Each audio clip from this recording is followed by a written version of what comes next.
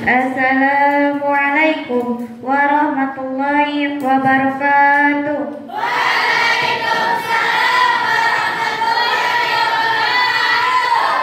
Alhamdulillahilladzi nazala al-furqana 'ala 'abdihi liyakuna lil 'alamin nadhira. Asyhadu an la ilaha illallah wa asyhadu anna Muhammadar Rasulullah alladzi la nabiyya ba'dah. Faqala Allah ta'ala fil Qur'anil Karim, a'udzu billahi minasyaitonir rajim. Bismillahirrahmanirrahim. Qul law kana al-baru midadan li kalimati rabbi lanafidal baru qabla an tanfada kalimatu rabbi walau ji'na bimithlihi madada. Al-ayat sadaqallahul adzim. Faqala Nabiyyu sallallahu alaihi wasallam, man salaka tariqan yaltamisu fihi ilman sahalallahu bihi tariqan ilal jannah. Segala puji hanyalah mutlak milik Allah Rabb semesta alam, yang mana telah menciptakan langit dan bumi, laut, gunung dan lautan, dan telah memberikan kita beribu-ribu nikmat, terutama nikmat iman, Islam, dan sehat walafiat. Allah yang Maha Pengasih, yang kasihnya tak pernah pilih kasih, dan Allah yang Maha Penyayang, yang sayangnya tak pernah berpulang.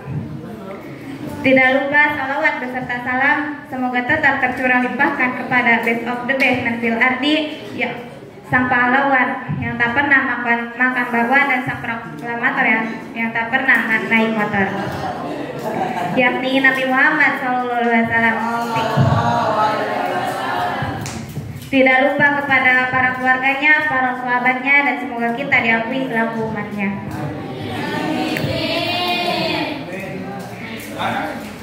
Tidak bisa dipungkiri apabila manusia hidup tanpa ilmu, mereka akan terjerumus ke dalam kesesatan dan kebodohan. Mengapa demikian? Manusia adalah makhluk sosial yang saling membutuhkan. Aku butuh kamu, kamu butuh aku. Seperti halnya begitu. Maka dengan itu Islam memerintahkan kepada umatnya untuk menuntut ilmu. Dijelaskan di dalam Al-Quran ke-10, utlubul ilma minal mahdi ilal lahdi. Tuntutlah ilmu dari mulai buayan hingga ke liang lahat.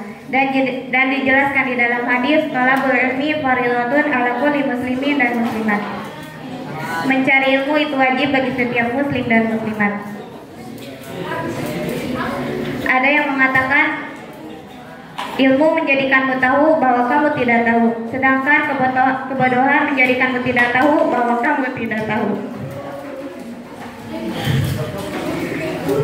Maka dengan ilmu juga manusia bisa membedakan mana yang hak dan mana yang batil. Maka dengan itu manusia bisa membedakan mana jalan yang benar dan mana jalan yang salah. Seperti halnya kita mau perpulangan. Ketika seseorang itu tahu jalan untuk pulang ke rumahnya, maka dia akan sampai pada rumahnya. Tapi ketika seseorang itu tidak tahu jalan kepada rumahnya, maka dia akan tersesat. Ilmu adalah sesuatu yang Allah berikan kepada kita, maka dengan itu kita harus menjaganya dengan penuh amanah.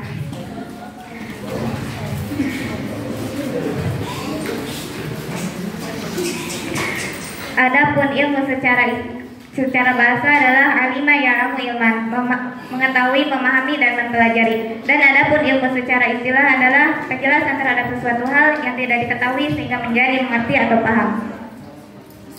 Adapun ilmu yang paling mendasar yakni ilmu tentang akidah, syariat, ibadah sampai kepada muamalah dan hidayah. Dan adapun ilmu yang paling tinggi adalah ilmu tentang tauhid, yakni ilmu tentang la ilaha illallah.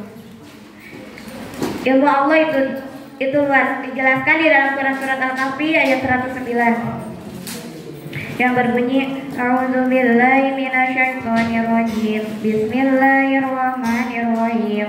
Qul law kana al-baru midadan li kalimati rabbi lanafidal baru qabla an tanfada kalimatu rabbi walau ji'na bimithlihi madada. Al-ayat sadaqallahul adzim.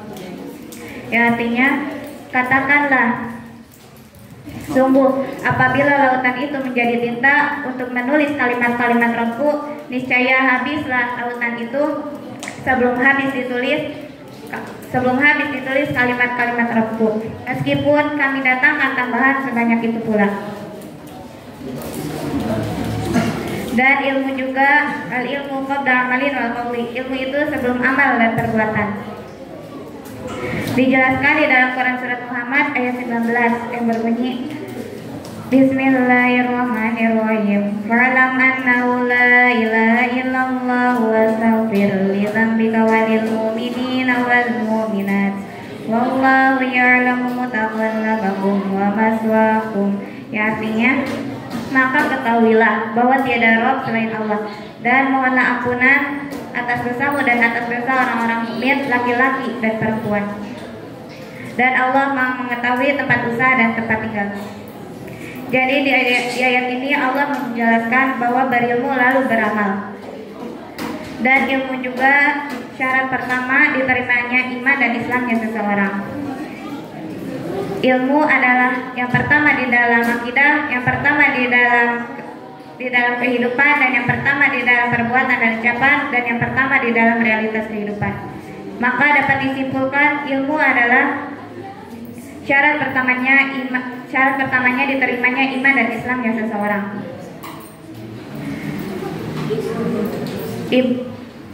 Syekh Ibnu Qasim rahimahullah menjelaskan,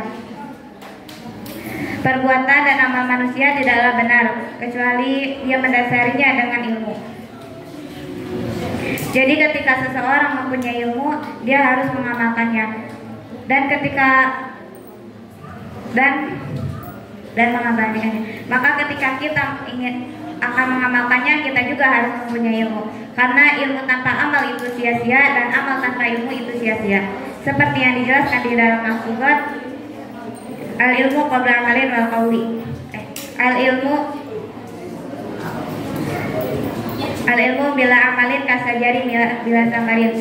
Ilmu yang tidak diamalkan bagai pohon yang tak berbuah. Jadi ketika seseorang mempunyai ilmu, maka dia harus mengamalkannya. Begitupun juga ketika seseorang ingin mengamalkan ilmu, dia harus berilmu dulu. Dan ilmu al-ilmu hayatul islami wa imadul iman. Ilmu itu kehidupan Islam dan tiangnya iman. Kehidupan ilmu adalah ruhnya Islam dan tiangnya adalah iman. Jadi sudah bisa terbayangkan ketika seseorang tidak mempunyai ilmu, maka dia tidak punya kehidupan alias mati. Dan begitupun iman. Iman akan terus hidup di dalam hati, dan Islam akan terus berdiri. Maka dengan itu kita harus terus mencari dan mencari. Seperti halnya yang dikatakan al-ilmu yu'ta walayati. Ilmu itu didatangi dan tidak datang dengan sendirinya. Karena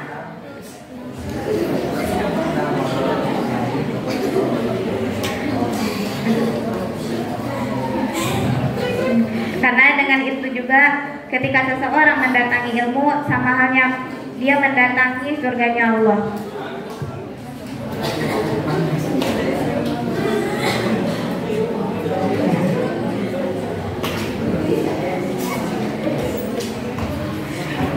Dan ketika seseorang, seperti yang saya jelaskan tadi, ketika seseorang mempunyai ilmu, dia harus mengamalkannya. Karena al-ilmu afdalu khalifin wal amalu afdalu bin syarifin. Ilmu adalah warisan terbaik, dan mengamalkannya termasuk kemuliaan yang paling sempurna. Jadi ketika seseorang mempunyai ilmu, maka dia harus mengamalkannya, begitupun juga sebaliknya. Jadi kesimpulannya, ketika kita mempunyai ilmu, maka harus mengamalkannya, dan ketika ingin mengamalkannya, maka harus mempunyai ilmu dulu. Karena yang bernilai di sisi Allah bukanlah harta jabatan, melainkan ilmu, amal, dan perbuatan.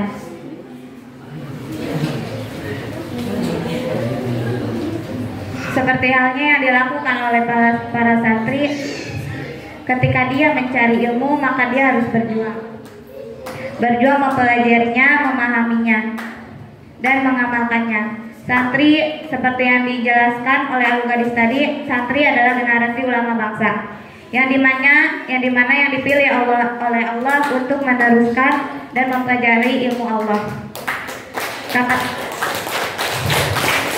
Mungkin cukup sekian dari anak. Mohon maaf bila ada kesalahan, karena kesalahan dan ambil dari diri anak pribadi, dan kebenaran hanya mutlak milik Allah. Unzur maqalah wala tanzur maqalah. Bila hidayah wa taufik. Wassalamualaikum warahmatullahi wabarakatuh.